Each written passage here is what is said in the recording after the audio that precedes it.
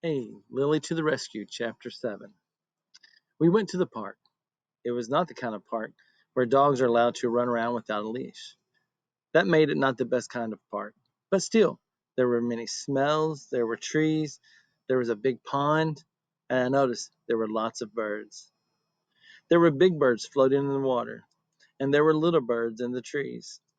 And there were groups of crows that were on the ground, poking in the dirt with their beaks.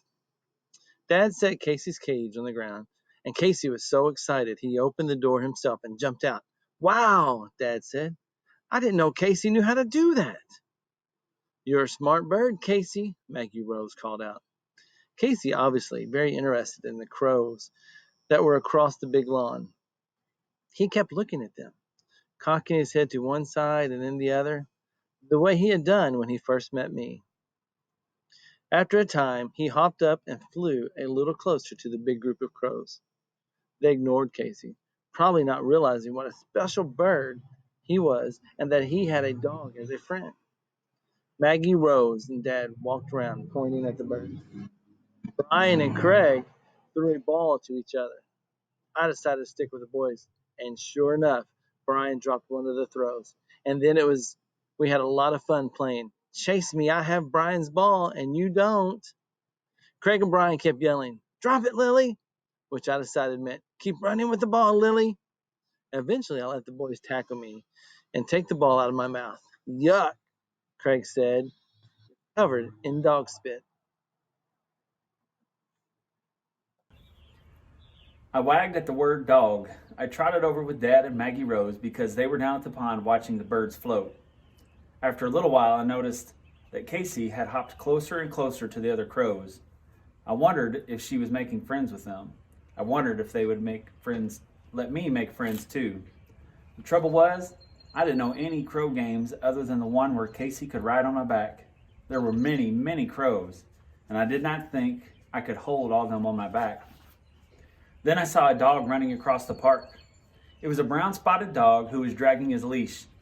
A Springer Spaniel, Dad said to Maggie Rose. That's a bird dog, bred to hunt birds with his owner.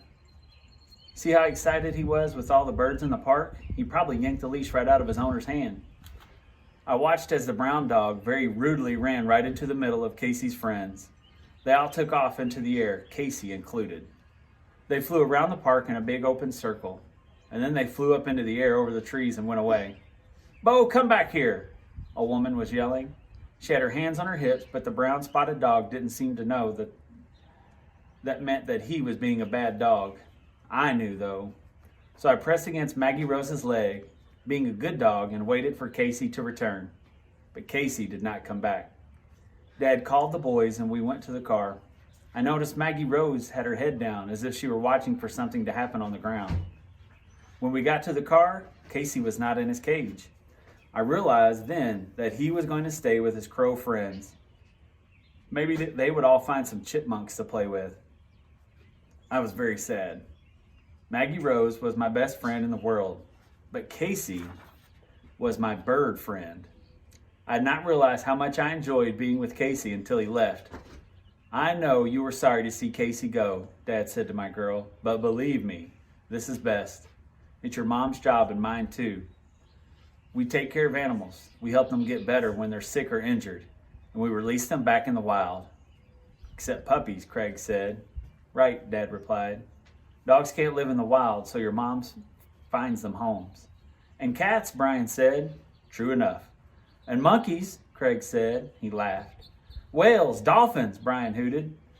If I come across a whale up in the mountains, I'll do my best to find it a good home, Dad chuckled. Both boys were laughing, but Maggie Rose was sad. She could probably feel the emptiness in the cage behind us, just as I did. It felt as if Casey were still in there, but every time I checked, he wasn't. Casey was gone. I hoped Casey would be happy with his new friends, but I was sure he would miss me, just the way I was missing him. So from the Cox family to you guys, we want everybody to stay home, stay safe.